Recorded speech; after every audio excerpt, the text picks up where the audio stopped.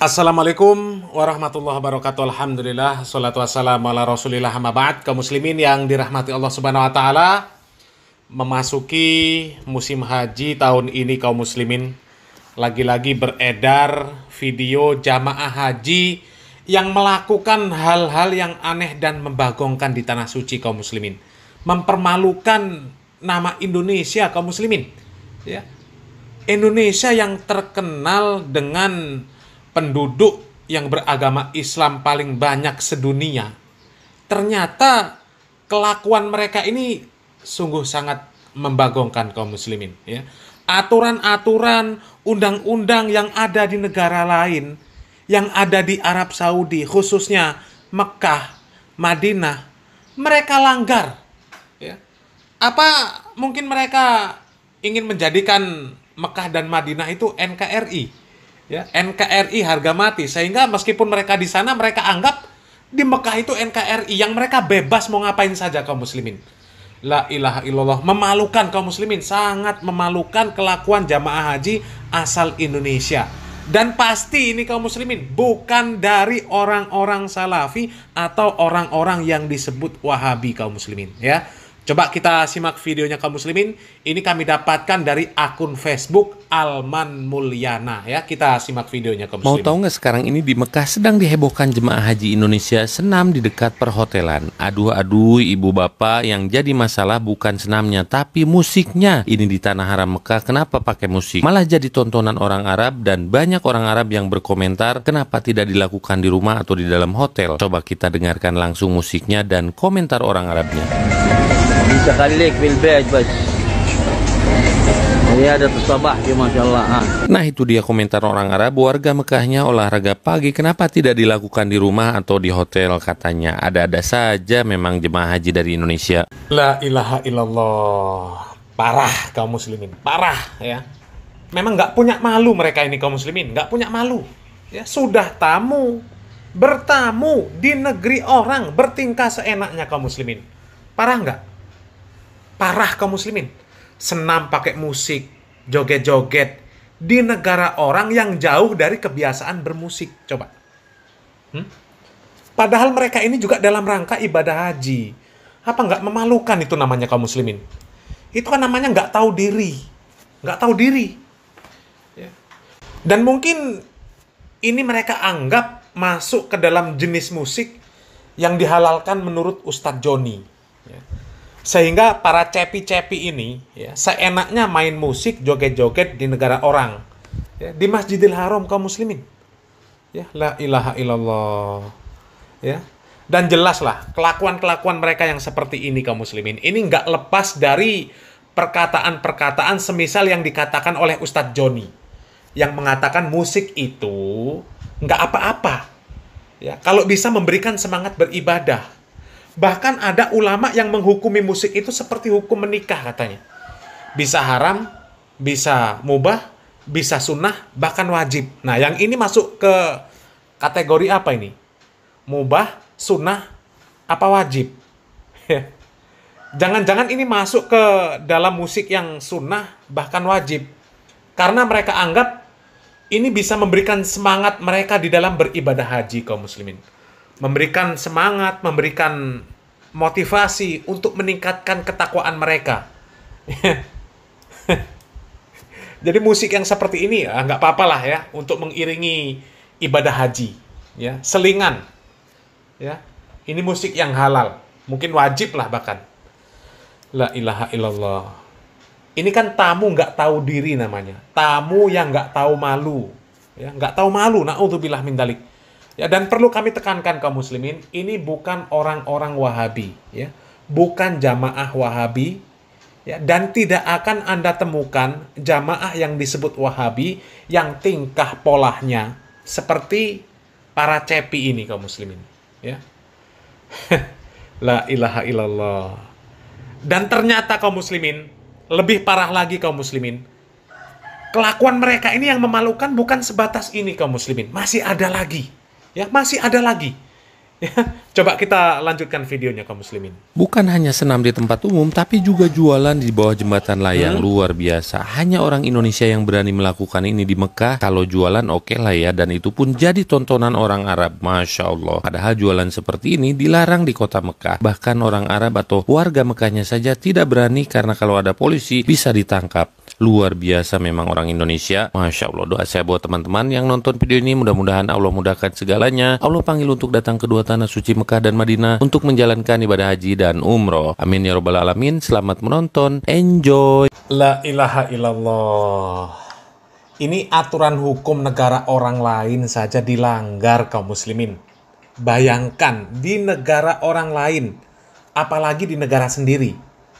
Tapi mereka teriak-teriak kalau di negara sendiri, NKRI harga mati. Ya bagaimana mau menerapkan NKRI harga mati? Sedangkan hukum di negara orang saja berani melanggar. Padahal konsekuensinya berat kalau melanggar di negara orang lain. Ya. Ini kan bisa disimpulkan. Di negara orang lain saja berani bertingkah nggak bener, apalagi di negara sendiri. Coba. Ya. Namu ke negara orang. Aturan hukum negara orang ditabrak. Apa nggak parah ini namanya? Orang Mekah sendiri nggak berani melanggar hukum, melanggar undang-undang. Di negaranya sendiri nggak berani. Karena apa? Kalau sampai mereka melanggar, mereka bisa ditangkap polisi. Lah ini kok orang Indonesia datang ke sana, datang ke Mekah, lah kok melanggar hukum dan undang-undang di sana. Dan ini jamaah haji. La ilaha illallah. Ya. Jualan di kolong jembatan, innalillahi wa inna ilaihi rajiun. Dianggap apa coba negara orang itu kaum muslimin? Ya. Ya Allah. Dan menariknya kaum muslimin, ya. Ternyata meskipun mereka itu melakukan pelanggaran yang seperti itu, jelas-jelas kaum muslimin. Dan yang seperti itu kan mustahil tidak diketahui oleh aparat yang ada di sana. Polisi di Arab Saudi nggak tahu tuh nggak mungkin. Pasti tahu. Tapi mereka nggak ditangkap kaum muslimin. Padahal kalau orang Mekah sendiri yang melakukan seperti itu, ditangkap. Artinya apa coba? Artinya jamaah haji asal Indonesia yang seperti itu, ya maaf kaum muslimin ya, dianggap seperti orang-orang Badui lah kaum muslimin. Ya. Orang-orang yang, ya kalau di negara kita itu seperti suku anak dalam lah ya, yang nggak ngerti aturan, nggak ngerti norma hukum, nggak ngerti norma sosial. Percuma diomongi juga. Namanya orang, ya, orang kolot ya, orang nggak pernah ngenyam pendidikan, ya pendidikan apapun, ya orang hutan lah, ya percuma mau menindak, ya ini orang nggak ngerti apa-apa, orang bodoh ini, ya bertingkah ya sak karpe dewi, nggak peduli orang lain, ya mungkin kalau ditindak pun yang lawan, ya karena orang nggak tahu aturan.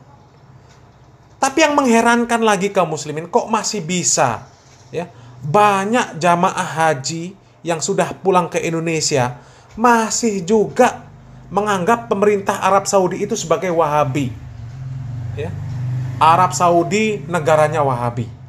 Yang dikatakan Wahabi itu menyesat-nyesatkan, mengkafir-kafirkan, ya, keras, menghalalkan darah kaum muslimin yang tidak sefaham dengan Wahabi. Kok bisa mereka mengatakan seperti itu? Pulang dari jamaah haji masih menganggap pemerintah Saudi sebagai Wahabi dengan segala stigma negatifnya kaum muslimin. Padahal mereka sendiri jelas-jelas melanggar syariat di negara Wahabi. Tapi mereka tetap aman. Jangankan dihabisi, ditumpahkan darahnya, ditangkap polisi saja enggak kaum muslimin. Ya.